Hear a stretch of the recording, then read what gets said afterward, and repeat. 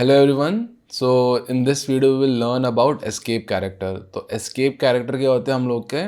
Escape character आपका ये जो बैक स्लैश है वो होता है और it is use to insert characters which are illegal in a string. तो जो भी आपका एक स्ट्रिंग आपने डिफाइन किया उसमें जो भी आप नहीं इंसर्ट कर सकते कैरेक्टर, वो स्ट्रिंग में डालने के लिए आप एस्केप कैरेक्टर यूज़ करते हो। तो जैसे हम लोगों ने लास्ट वीडियो में देखा था, स्ट्रिंग की वीडियो में आपने अगर सिंगल कोट से कोई डिफाइन किया स्ट्रिंग तो उसके बीच में आप सिंगल कोट्स नहीं दे सकते। तो उससे क्या हो जाता है, आपका एरर आ जाता है क्योंकि आपका एक स्ट्रिंग का फॉर्मेट आपका ब्रेक हो जाएगा। यहाँ से लेके यहाँ तक एक स्ट्रिंग मान लिया और ये जो बीच में से लेके लास्ट वाला कोड था वो आपका लेफ्ट आउट हो जाता है। तो उसके लिए, उस प्रॉब्लम को सॉल्व करने के लिए और अलग अलग कैरेक्टर्स को बीच में डालने के लिए एस्केप कैरेक्टर का यूज़ करते हैं, विच इज़ आपका बैक स्लैश। ये आपका नॉर्मल डिवाइड का सिंबल है, दिस वन बैक स्लैश। तो इसको हम लोग विद हेल्प ऑफ कोड देख लेते हैं क्या होता है। तो यहाँ पे हम लोग डिफाइन करते हैं ए इक्वल टू, तो जैसे हम लोगों ने यहाँ पे एक स्ट्रिंग डिफाइन किया है, मोहन्स कार ब्रोक डाउन। तो मोहन्स कार ब्रोक डाउन, तो इसमें यहाँ पे आपने ओपनिंग एंड क्लोजिंग कोड्स आपका सिंगल कोट्स है और यहाँ बीच में एक एपोस्ट्रोफी एस, मतलब यहाँ बीच में भी एक सिंगल कोट है। तो ये क्या होता है, इसकी वजह से, ये कोड की वजह से सिर्फ इतना ही एज अ स्ट्रिंग ट्रीट हो रहा है और ये वाला जो पार्ट है ये एकदम हवा में लेफ्ट आउट हो गया। तो इसकी वजह से आपको एरर आएगा, इनवैलिड सिंटैक्स। तो ये जो बीच में एक सिंगल कोट्स आपको इंसर्ट करना है, तो वो आप कैसे करोगे, हम लोगों ने लास्ट टाइम देखा था। तो यहाँ पे आप बस आउटर कोट्स में आप डबल कोट्स का यूज़ कर लो। तो आउटसाइड आपने डबल कोट्स यूज़ किया और बीच में आप सिंगल कोट यूज़ कर लिया, तो इससे ये वैलिड हो जाएगा। लेकिन इसको हम लोग एस्केप कैरेक्टर की हेल्प से सॉल्व करेंगे। तो इससे तो आपका आ गया मोहन्स कार ब्रोक डाउन, लेकिन जब आपने सिंगल कैरेक्टर का यूज़ किया है तो इसमें आपका क्या हो जाता है, एरर आ जाता है, इनवैलिड सिंटेक्स। यहाँ से यहाँ तक आपका स्ट्रिंग है। तो क्या बोला था, ये कैरेक्टर को इंसर्ट करने के लिए हम क्या यूज़ करेंगे, बैक स्लैश। तो बस उस कैरेक्टर के आगे आप बैक स्लैश डाल दो। तो इससे क्या होता है, बैक स्लैश बोलते हैं कि इस जो ये कैरेक्टर है इसको एज अ स्ट्रिंग ट्रीट करो, इसको एज मतलब इस पर ऑपरेट करके स्ट्रिंग को क्लोज मत कर दो। तो इसको एज अ स्ट्रिंग ट्रीट करो, as a part of string treat करो। और ये जो ओपनिंग एंड क्लोजिंग रहता है to indicate starting and ending point of a string, तो इसको एज एंडिंग पॉइंट ट्रीट ना करके इसको part of a string treat करो। तो इससे क्या होगा, जब हम रन करेंगे तो आपको आएगा पार्ट। जो एस्केप कैरेक्टर है ये आपको डिस्प्ले नहीं होता है, बस आपको डिस्प्ले होता है ये वाला पार्ट, और इसको एज अ वो स्ट्रिंग ट्रीट कर रहा है, मतलब इसको प्रोसेसिंग से एस्केप करा है इसने। तो इसको अगर वो प्रोसेस कर लेता तो क्या होता, सिर्फ इतना ही आपका स्ट्रिंग होता।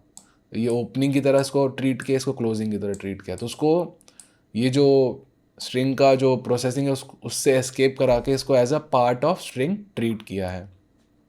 तो एस्केप कैरेक्टर सिंपली आपका बैक स्लैश है और इसमें अलग अलग टाइप के हैं, आप इंसर्ट करा सकते हो, जैसे हम लोग देखेंगे अभी। तो ये वाला आई होप समझ गया होगा, आप इस पार्ट को वापस देखो। सिंपली आप बैक स्लैश डाल दो उस कोट्स के आगे, तो ये वाला जो कोट है आपका as a part of string treat होगा और आउटपुट में आपका ऐसे आएगा, आपका ये बैक स्लैश कैरेक्टर नहीं आएगा। तो escape character is a back slash followed by the character you want to insert. तो जो जो कैरेक्टर हम इंसर्ट कर सकते हैं उनको देख लेते हैं। तो अभी हमने फर्स्ट देखा सिंगल कोट्स, ये हमने इंसर्ट कराया इनसाइड अ स्ट्रिंग। नेक्स्ट है, आपको बैक स्लैश करके ही कैरेक्टर चाहिए, तो उसके लिए आप क्या करोगे, तो नॉर्मल आपको बैक स्लैश करके कैरेक्टर चाहिए, जैसे आप लिखते हो ऐसा 3 बैक स्लैश 5। तो यहाँ पे हम लोगों ने 3/5 आपने डिफाइन किया, 3/5। तो इससे क्या हो रहा है, back slash as a escape character work कर रहा है और आउटपुट में आपका प्रॉपरली 3/5 नहीं आ रहा। तो ये स्लैश आपको एज अ एस्केप कैरेक्टर ना ट्रीट करे, मतलब आपको एज ये स्ट्रिंग चाहिए 3/5। तो उसके लिए आप क्या करोगे, एक और स्लैश डाल दो। ये क्या करता है, पहला वाला स्लैश बोलता है कि इस जो सेकंड स्लैश है इसको as a part of string treat करो, तो 3/5। तो 3/5 ऐसा आपको आउटपुट में यहाँ पे आ जाएगा।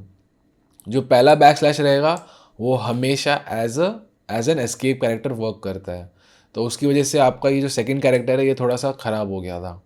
तो ये ना हो इसलिए हम लोगों ने जो भी आपको चाहिए, जैसे यहाँ पे हमें 3/5 एज अ स्ट्रिंग चाहिए था, तो ये बैकस्लैश को as a part of string treat करने के लिए हमने आगे एक बैकस्लैश डाल दिया।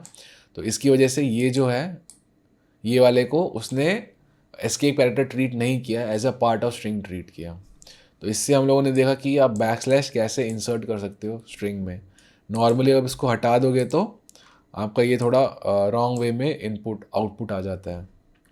तो एस्केप कैरेक्टर को अगर आपको दिखाना है एज अ स्ट्रिंग, तो एक एस्केप कैरेक्टर की हेल्प से इस वाले को as a part of string treat कराया हम लोगों ने। नेक्स्ट देख लेते हैं न्यू लाइन कैरेक्टर। तो ये जो स्लैश एन है, बैकस्लैश एन, ये होता है न्यू लाइन के लिए। मतलब जैसे ही आपको स्लैश एन कहीं पे दिखा स्ट्रिंग में, एक न्यू लाइन ऐड हो जाती है। तो ये बहुत यूज़ होता है। तो जैसे आपको एक 3 दिखा है, नेक्स्ट लाइन में 5 चाहिए, तो मतलब 3 और 5 के बीच में आपको क्या चाहिए, एक न्यू लाइन चाहिए। तो न्यू लाइन के लिए आप क्या करोगे, बैकस्लैश एन। तो इससे क्या हो जाएगा, आपको 3 दिखा, देन दूसरी लाइन में आपको 5 दिखा। तो ये जनरल एकदम कॉमन है ये वाला। स्लैश एन का मतलब, बैकस्लैश एन का मतलब न्यू लाइन। तो जहाँ पे भी आपको स्लैश एन दिखा, मतलब वहाँ से आपको एक न्यू लाइन, नेक्स्ट लाइन में चले जाओगे और स्लैश एन के बाद जो भी है वो नेक्स्ट लाइन से लिखना स्टार्ट होगा। तो यहाँ पे अगर एक और रहता स्लैश एन एच, तो क्या होगा, तो ये स्लैश एन न्यू लाइन में कन्वर्ट हो जाएगा। मतलब नेक्स्ट लाइन पे आ गए कर्सर और यहाँ से आपने फिर एच को राइट किया, 3 लिखा, स्लैश एन की वजह से नेक्स्ट लाइन पे आ गए, यहाँ पे 5 लिखा, स्लैश एन की वजह से नेक्स्ट लाइन पे आ गए, यहाँ पे आपने एच को राइट किया। तो ये था आप लोगों का new line character. New line कैसे इंसर्ट करोगे विद इन अ स्ट्रिंग। तो एक ही लाइन में आप लिख रहे हो और आपको 4 बार आपने या 3 बार आपने न्यू लाइन इंसर्ट करा दी। नेक्स्ट कैरेज रिटर्न थोड़ा देर में देखते हैं हम लोग। एक देख लेते हैं slash T which is tab. तो टैब का क्या होता है, टैब हमने जैसे बताया पाइथन में इंडेंटेशन का हमने वीडियो में देखा था। Tab is like 4 spaces. तो आपने यहाँ पे मैं क्लिक करके टैब दबाता हूँ तो आपको जनरली ऑटोमेटिकली 4 स्पेसेस आ जाते हैं। तो आपको अगर स्ट्रिंग में ऐसा 4 स्पेसेस चाहिए तो आप यहाँ पे दे सकते हो, जैसे 3 और 5 के बीच में आपको 2 3 4 ये 4 स्पेसेस चाहिए थे। तो इसको आप ऐसे करने के बजाय सिंपली आप स्लैश टी दबा सकते हो, तो आपको सेम आउटपुट आ गया। मतलब बीच में उसने ऑटोमेटिकली एक टैब का जितना स्पेस रहता है उतना उसने ऐड कर दिया।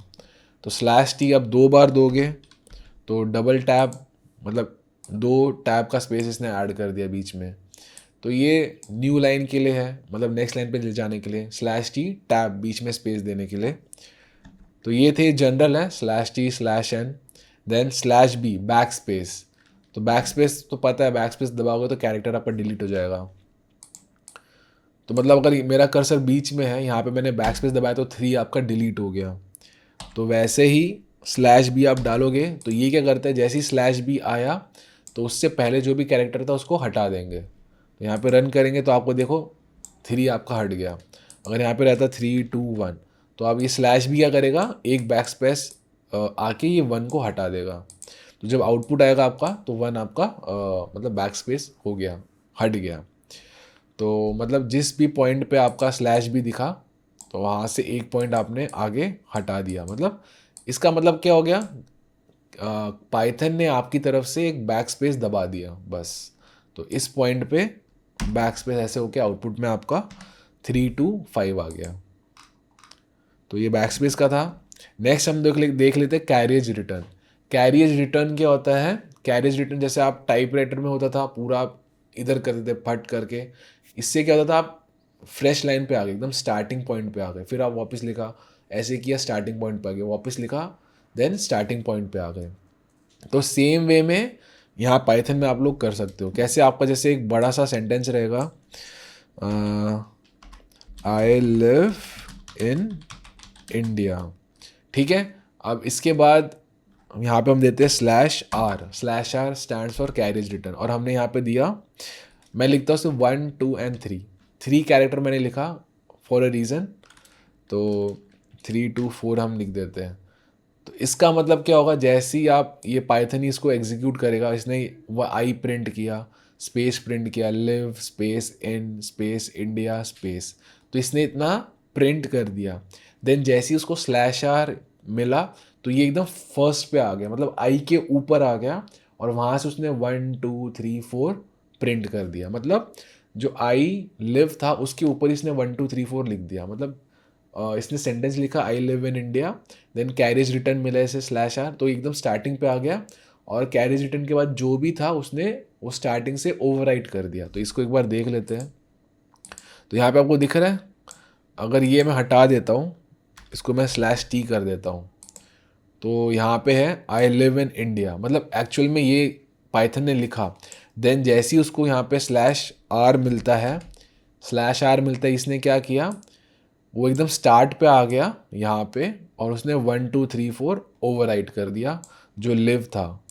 आई, मतलब आई पे 1 आ गया, स्पेस पे 2 आ गया, एल पे 3 आ गया, वी पे आई पे आपका 4 आ गया। तो कैरेज रिटर्न क्या करता है, जहाँ जो भी पॉइंट पर कैरेज रिटर्न मिला फर्स्ट पॉइंट पे आ जाओ, और उसके बाद जो भी, जैसे यहाँ पे 1 2 3 था, उसके बाद कैरेज रिटर्न के बाद फर्स्ट पॉइंट पे आके वहाँ से उसने ओवरराइट कर दिया। तो जो भी पहले लिखा था उसके ऊपर आपका ये 4 कैरेक्टर आ गए 1 2 3 4। वैसे ही अगर यहाँ पे सिर्फ रहता 9, तो क्या होता, तो आपका आई लिखा था, मतलब live I live in India लिखा, देन स्पेस दिया, देन कैरेज रिटर्न से आप आई पे आ गए वापस, और आई के ऊपर आपने 9 को ओवरराइट कर दिया। तो इसका कोई कोई प्रोग्राम में यूज़ केस रहता है, ज़्यादा नहीं यूज़ होता, लेकिन पता होना चाहिए कि ये slash R carriage return work कैसे करता है पाइथन में। तो यहाँ पे हम लोगों ने एस्केप कैरेक्टर सारे जितने भी थे अच्छे से देख लिए। मतलब आप एक स्ट्रिंग के बीच में quotes, single quotes, back slash, slash N new line के लिए, स्लैश आर कैरेज रिटर्न के लिए, टैब, बैक स्पेस, तो ये जनरल वाले थे। और भी बहुत सारे हैं एस्केप कैरेक्टर, लेकिन ऐसे ही वर्क करते हैं। तो अगर इनमें कुछ डाउट है आपको तो ये वीडियो को आप वापस देखो, देन आपको समझ जाएगा। सो और कमेंट्स में भी आप बता सकते हो कि क्या प्रॉब्लम है, तो I will try to solve them. So thank you for watching and I will see you in the next one.